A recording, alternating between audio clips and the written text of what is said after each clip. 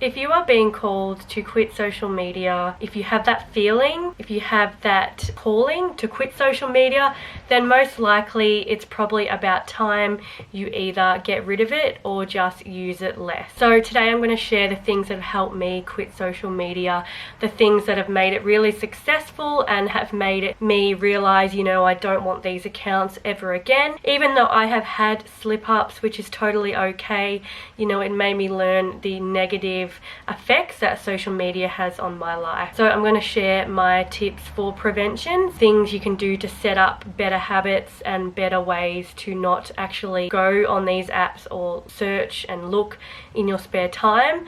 And then also I'm going to share accountability tips as well, keeping yourself accountable while you're quitting social media and during your social media detox. Now, I just want to point out the obvious thing that I'm on YouTube, and yes, YouTube is social media, but to be honest, YouTube doesn't make me feel anxious. It doesn't drain up my time. It's more of a learning, educational platform for me, and obviously also a creative platform. So it's been 6 months now without social media. It has been a long, great, amazing journey. But let's get to the first tip I have today for quitting social media. So the first one, this may seem obvious and you've heard it before, but this is to turn off all notifications, all the red alert. This is also including emails as well, and like messenger apps like WhatsApp and things. I found that even turning off notifications for them will make your social media detox more successful. So this also includes the little red alerts you get, on the corner of the app. I don't know if this on other phones, like besides the iPhone. Just turn off all notifications, absolutely all of them. The only notifications I get on my mobile phone is for phone calls and text messages. That's it. Everything else, I have to actually physically, manually go into the apps and check them myself. My second tip is, if you choose to keep certain social media apps, don't have them on your mobile phone, just have them on your computer or laptop. If this is possible for you, I know some people, not all of us have computers or laptops. Even if it means if you only have one digital device, just deleting the app off your mobile phone. It's trying to create that habit of not being addicted to your devices, not always reaching and just checking your mobile phone. This is the habit you want to create. My third tip is to make sure, don't just delete the apps from your phone or log off, but if you want to be really successful in this and not be triggered by any triggers you may want to get social media back, but you want to make sure we actually delete or deactivate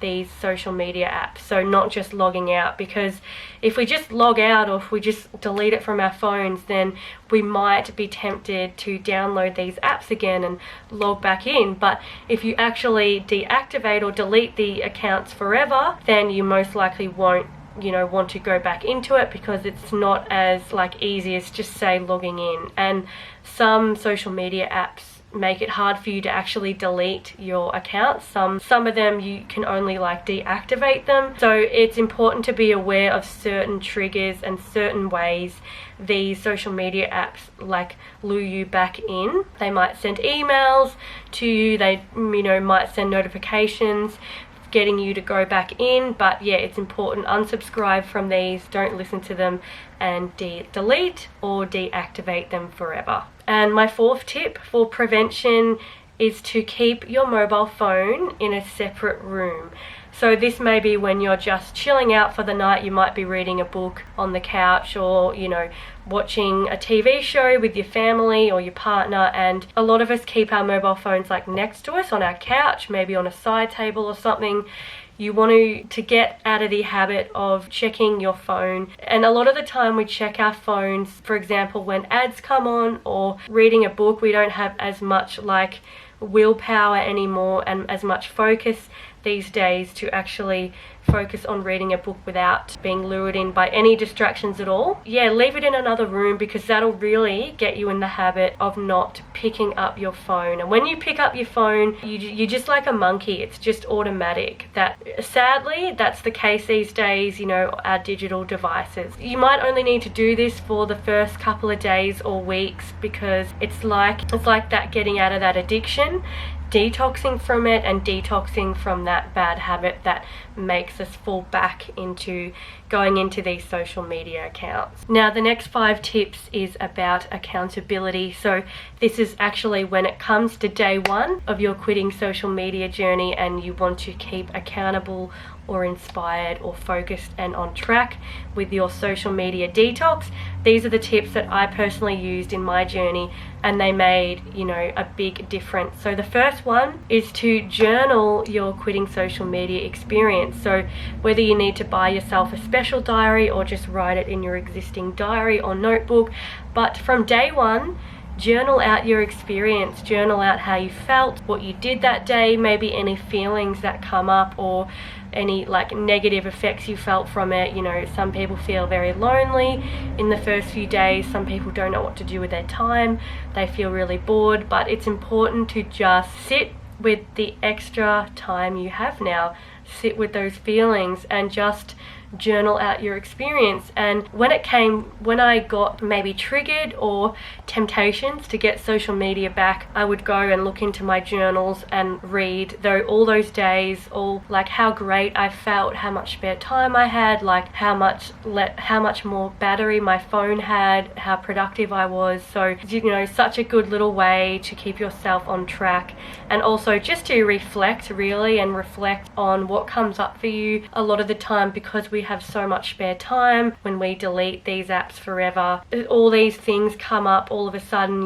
We're not so much focused on what other people are doing, following what other people are doing, or trying to live up to this lifestyle or our fantasy selves, a concept which I've made videos about before. And a lot of the time we are sharing our fantasy self on social media. I definitely recommend journaling it out and just reflecting back on those entries. My second tip is to write a list of things you want to do in your spare time when it comes to deleting social medias.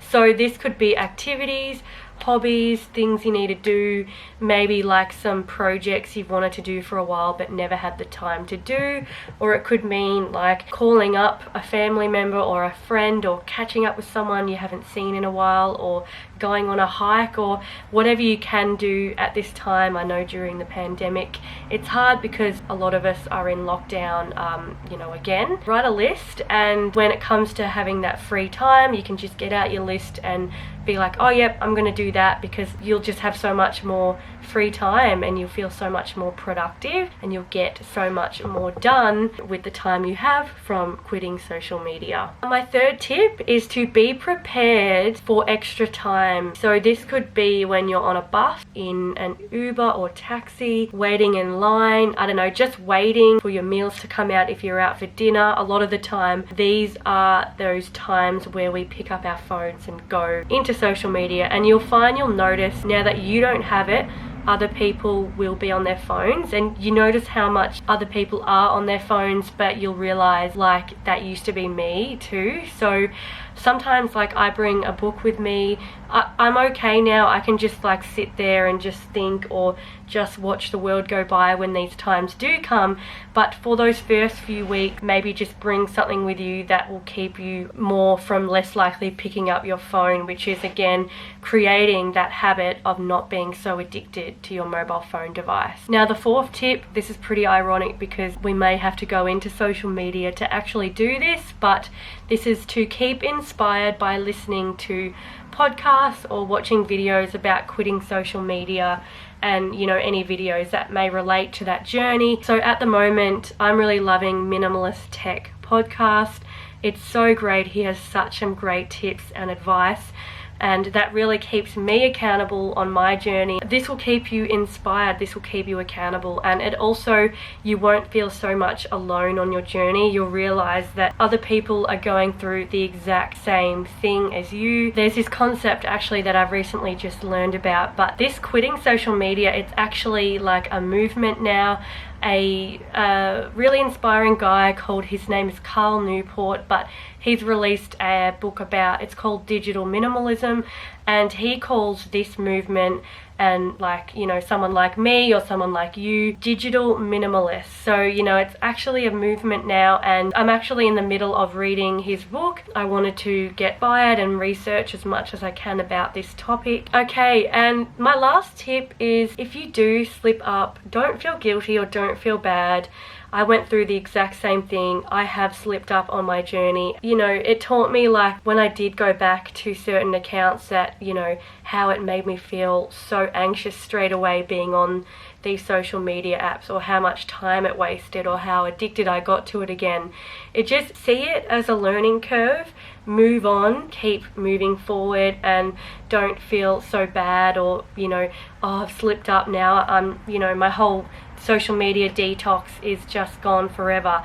Just see it as a little setback on your journey and keep moving forward, because the long-term benefits of digital minimalism, quitting social media, is amazing, really. You know, you'll get there, you'll get to a point, if you haven't already, where you feel just amazing, and time goes by and you realize how more connected you are with the world, how much more present you are, you know, in the moment, and more connected you feel with the ones you really do care about in your life, not so much the people you used to follow or people you used to be friends with. So yeah, it's important, don't, you know, be too like bad on yourself on this journey. Slip ups do happen, it's totally normal, and hopefully you will learn if you do happen to slip up. They're all the tips that I'm going to share.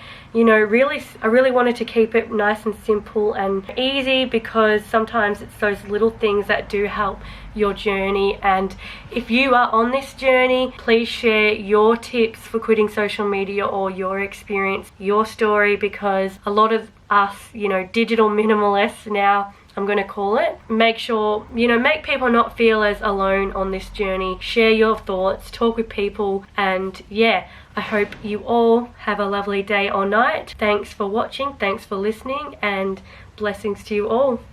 Bye.